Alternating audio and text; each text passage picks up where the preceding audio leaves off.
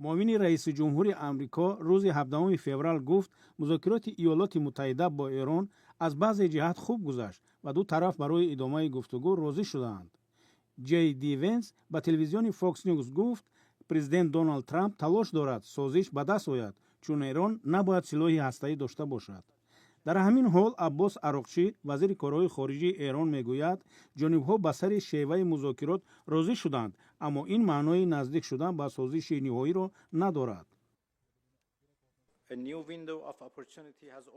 روزنه نوی باز شد که در دایره آن ما دور دویم مذاکرات را با آمریکایی ها در ژنو برگزار کردیم. ما امیدواریم که در این مذاکرات راه حل استوار به دست می آید که می تواند به منفعت جانب ها و منطقه خدمت کند.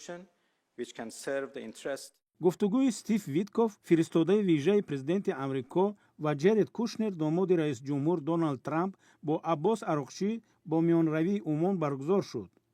بدر البوسیدی وزیر کارهای خارجی عمان در یک نوشته‌اش در شبکه اجتماعی گفت هنوز کار بسیاری حل نشده مانده است ولی ایران و آمریکا با نقشه مشخص نشست را ترک می‌کنند. یک منصبدار ایالات متحده گفت برای کمتر کردن فاصله ها در مذاکرات ایران دوام 2 هفته آینده پیشنهادهای مفصل ارائه می‌کند. در حالی که دونالد ترامپ دیگر کردن نظام را در ایران راه بهترین می‌داند، علی خامنه‌ای رهبر عالی ایران می‌گوید کوشش‌های واشنگتن برای سرنگون کردن جمهوری اسلامی کامیاب نخواهد شد. آمریکا تلاش کرده است که در مذاکرات ژنو موضوع توانایی موشکی ایران نیز بحث شود. مقام‌های ایرانی گفتند در عوض از بین بردن تحریم‌ها تنها درباره برنامه هسته‌ای گفتگو می‌کنند.